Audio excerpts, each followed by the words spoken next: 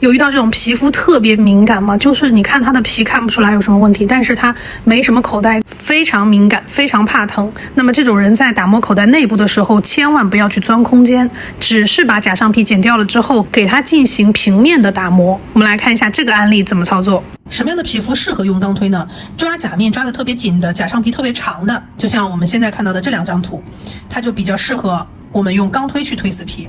那么钢推推死皮事实上比打磨头会更快一些，打磨头适合于假上皮比较松的，直接用打磨头去打开。那么快与慢，这个是跟什么有关系的？是跟你自己用这个工具趁不趁手有关系的。所以钢推的使用并不是指我一定要用钢推去开死皮，还是说一定要用打磨头去开死皮，它都有它的相对性。好，例如说我们用这个手来演示一下钢推的推起。例如说我们先演示一下这个头，圈形头。圈形头它在去推死皮的时候，主要注意的是顶部的位置它是有一点收的，那我们就利用顶部的这个收的去怎么样探到我们的夹缝处，它就非常容易探。所以说它的着力是在什么？假上皮与假面之间的缝隙去找这个缝隙。好，推进去，推进去了之后拨，看到了吗？假面是那种松的假上皮，我们是可以把它推进去，但是边上这种你想要去刮，可以用这个圈把它往回带，看到了吗？好，往后面送夹缝拨开，送夹缝拨开，让这些长的夹层皮跟我们的假上皮贴合在一起，一会儿我们剪死皮的时候方便去剪。看，这样开边就做好了，这个叫做开边，对不对？那么假面上这些你想要刮蹭它的，你看这部分你就可以用这个内圈去把它刮出来，刮不掉的我们就让它贴附在我们的假上皮上，一会儿我们把它剪掉，那这些夹层皮看到了吗？好，那另外一头怎么用？来，另外一头我们开边也是一样的，它的受力面看到了没有？也是去找谁？它的边缘的这个棱去找我们假上皮与我们假面之间的夹缝，看，轻轻一推它就开了。推了之后我们把它往上面拨，这边也是的，推松推松推松。为什么觉得它很好推？因为什么？它的边缘是可以非常好的找到我们的夹缝，并且往上面去带的，但是它并不会割伤手，能理解吗？好的，这节课呢，我们来换个打磨头使用啊。很多同学说，老师，蓝标的迷你小撮头专门来打夹层皮的，那么粉标的是怎么用的？我来教大家。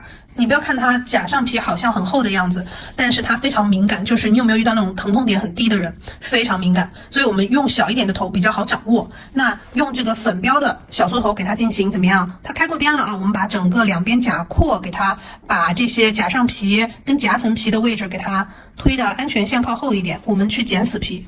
做这一步动作，好，转速也是2万到2万5千转啊，转速太低你会发现会使劲儿，咱们就是轻轻蹭着的力，婴儿蹭啊，婴儿蹭，用打磨头的侧面去叠加，让我们的假上皮与我的假面进行分离，让夹层皮跟假上皮贴合在一起，这样的话我们一会儿剪死皮就方便了。所以这种不要看它皮肤厚，但有一些人看只是表面皮肤厚，他就很怕疼了。还有一个知识点要告诉大家，就是比方说头球形头，来给大家看一下啊。另外一个知识点就是告诉大家，例如说这个球形头两个都是红标啊，粉标，一个这个是4毫米，然后右边的这个是2.6毫米，这两个一个大一个小，同样是粉标，而大的这个排序力就比这个小的要强。那么同样是粉标，那么这个小号的迷你小缩头它就比长的这个梭形头排序力要稍微弱一点，柔和一些。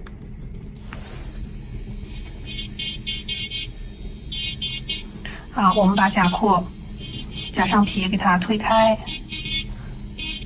推整齐，方便我们一会儿使用剪刀。然后接下来我们反向旋转，提起口袋，外扩式滑斑圆，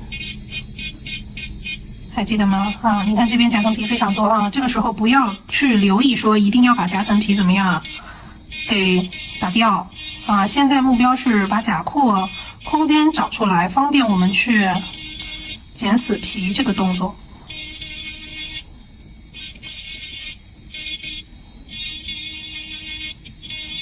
好，我们粉尘把它扫一下。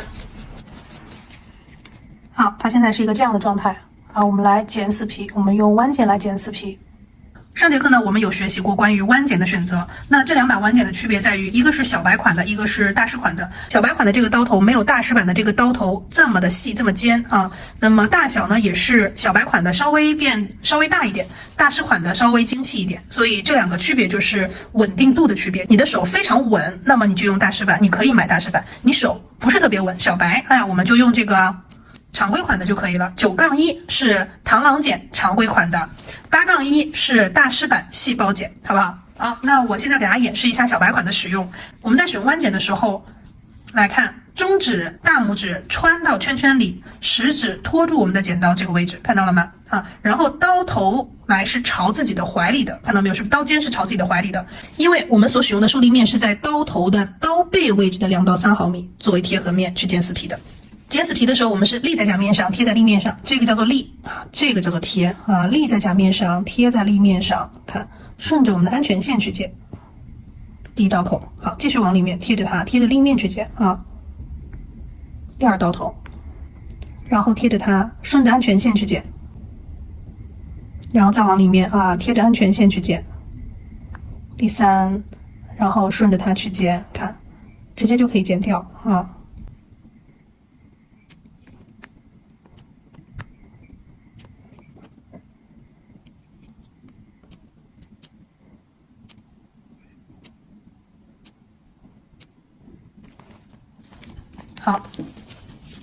这样我们就剪完了。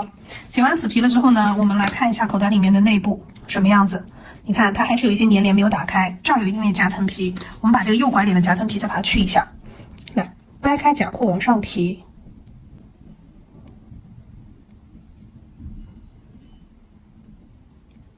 看这样相对来说整齐了之后，我们来再去打磨口袋里面。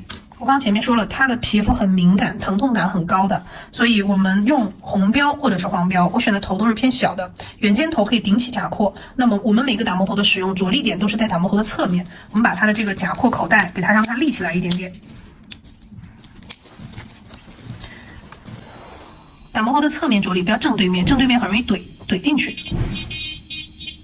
轻轻蹭。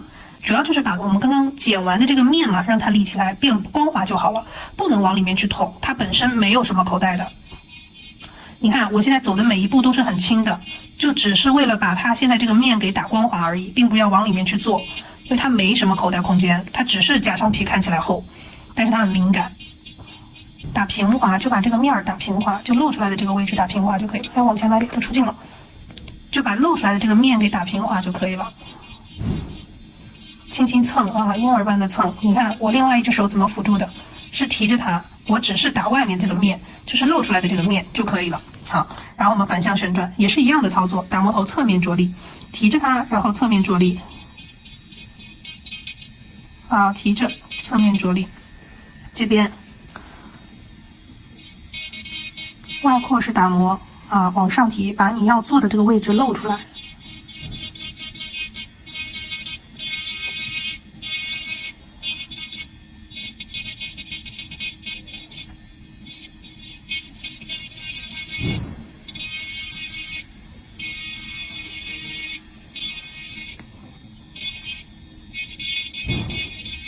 好，我们把这个夹钩，我来看一下圆尖头走完之后大概是这样的，看到了吗？我们只是把刚刚剪完之后你看到的那个面给它进行打扫，而不是超过这个面往里钻，因为它没有什么口袋空间，它一直就是一种很敏感的状态，就是你看着它皮肤厚，但是它觉得疼，所以就不能往里面去钻。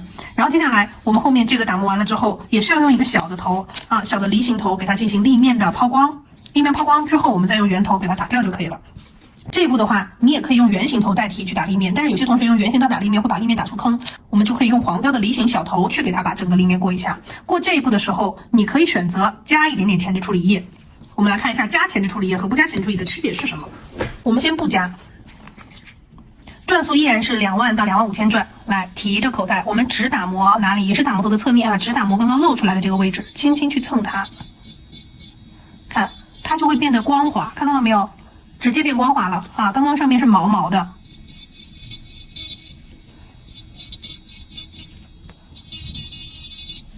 对不对？好，反面。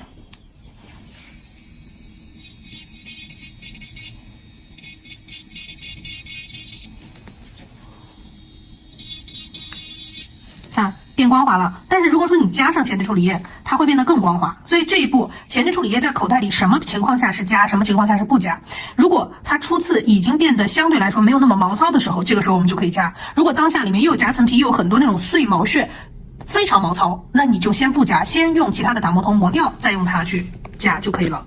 好，你可以把前置处理液涂在皮肤上啊。好，微潮状态下，我们现在用梨形小头给它轻轻的去蹭一下。好，起沙，看到了吗？现在起沙的状态就是最好的状态。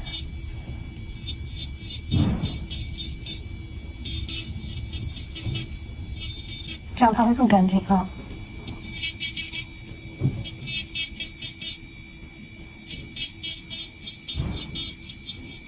好看，是不是？这样就很干净了啊。好，接下来我们把刀口磨掉啊。用黄标的小球头去给它磨刀口，也是前置处理液涂在皮肤上，让它微潮状态下进行打磨啊。轻轻蹭，让它起沙，看到了吗？这里有沙，哎，这就是好的状态。好，边边找到毛边，打掉毛边，找到毛边，找到毛边，打掉毛边，找到毛边，打掉毛边，找到毛边，打掉毛边。它再来过一遍。前置处理液微潮的状态下，轻轻蹭，哎，这个是微潮，找到毛边，打掉毛边，这里找到毛边，打掉毛边，这边找到毛边，打掉毛边，找到毛边，打掉毛边。它的这个假上皮粘的是比较紧的，只要把它的边缘给找干净，磨光滑就可以了啊。看，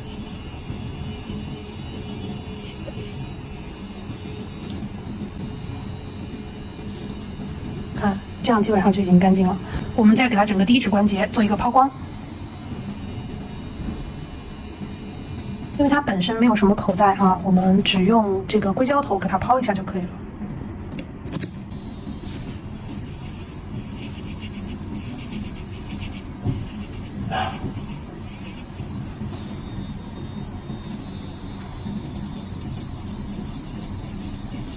12000到15000，然后转速不要太高，转速太高会发烫。前置处理液太湿会打滑，太干了也会发烫，所以这个微潮的状态大家要保持好。